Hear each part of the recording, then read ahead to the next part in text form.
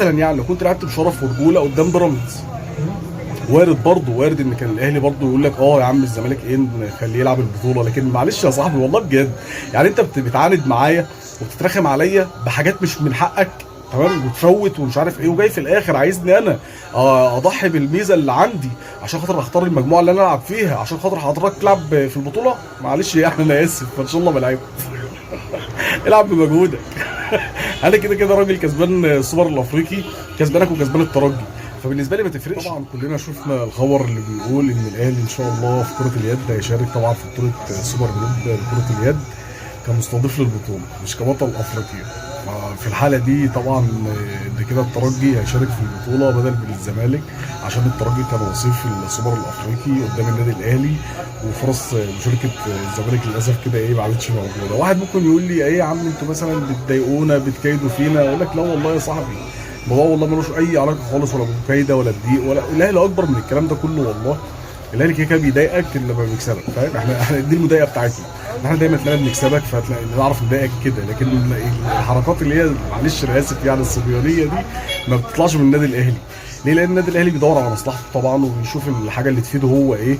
ففي شويه امتيازات كده، يعني ان انا لما اشارك كمستضيف ان انا هختار المجموعه اللي انا مثلا ايه هلعب فيها، بحيث ان انا اشوف المجموعه الاسهل بالنسبه لي عشان ان انا اقدر اصعد. فانا بدور على مصلحتي كنادي اهلي، ملوش علاقه بقى بزمالك بترجي. اللي يلعب ان شاء الله حتى يجيبوا بيترو اتلتيكو الانجولي يلعب، ما عندناش اي مشكله خالص وما تفرقش معانا وما تخصناش، تمام. بس في حاجه تانية بقى انا عايز اقول لك عليها، ان تخيل معايا كده مثلا، طب انا ليه مثلا يعني ممكن تقول لي طب ما احنا مثلا ولاد بلد واحده وابن الزمالك وكنا مثلا ممكن نخش كبطل افريقيا وعشان خاطر الزمالك يخش هو كمستضيف للبطوله وكده. اقول لك على فكره يعني كلامك مظبوط، كلامك واقعي، ممكن وارد يحصل. بس الكلام ده يحصل امتى يا صاحبي؟ لما يكون في بيني وبينك كده منافسه شريفه، لما تكون بتحترمني وبتقدرني، ساعتها انا افكر في الكلام ده. يعني تخيل معايا كده مثلا الماتش بتاع القمه طبعا اللي عليه المشكله والقلق كله، والقرار اللي هيطلع النهارده، اللي بالمناسبه هيطلع القرار حاجه من اتنين ما لهمش تالت، عشان بس تكون فاهم برضه، عشان ايه منع للصياح اللي هيجي بعد كده. يا اما الماتش هيبقى 3-0 حسب اللائحه اللي محطوطه السنه دي اللي حاططها طه عزت الزملكاوي، طبعا لاسباب كده عشان في ناس كانت بتنسحب كتير فحب ان هو يجاملهم، فسبحان الله اللي هي اتقلبت. المهم يا اما المباراه تتعاد، يا صاحبي مفيش خصم نقط خالص ولا 3 نقط ولا كلام من ده، عشان تبقى فاهم وباللائحه. ده مش مجامله على فكره، عشان تبقى انت فاهم. بس ما علينا من القصه دي دلوقتي، هنتكلم عنها بعدين. فنيجي بقى للنقطه، بقول لك لو انت كنت اتعاونت مثلا معانا كنادي اهلي وقلت احنا عايزين حكام اجانب زي ما انت بتقول في العلن قدام الناس كلها وتقعد تعيط وتصوت يا جماعه الحكام المصريين الحقوني بتظلمني بتبهدلني انا عايز حكام اجانب، واول ما الاهلي قال انا عايز حكام اجانب قلت لا، جريت على الملعب وقلت لا انا عايز العب يا باشا بحكام مصريين، المصريين حلوين والمصريين جمال والمصريين لزاز وانا بحب المصريين، تمام.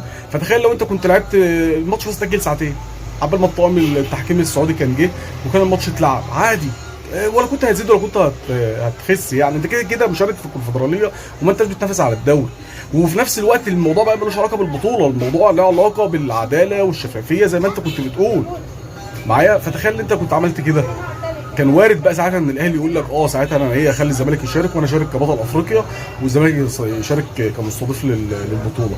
او مثلا يعني لو كنت لعبت بشرف ورجوله قدام بيراميدز، وارد ان كان الاهلي برضه يقول لك يا عم الزمالك خليه يلعب البطوله. لكن معلش يا صاحبي والله بجد، يعني انت بتعاند معايا وبتترخم عليا بحاجات مش من حقك، تمام، وتفوت ومش عارف ايه، وجاي في الاخر عايزني انا اضحي بالميزه اللي عندي عشان خاطر اختار المجموعه اللي انا العب فيها عشان خاطر حضرتك تلعب في البطوله. معلش يعني انا اسف، فان شاء الله بلعبك. العب بمجهودك. انا كده كده راجل كسبان السوبر الافريقي، كسبانك وكسبان الترجي، فبالنسبه لي ما تفرقش.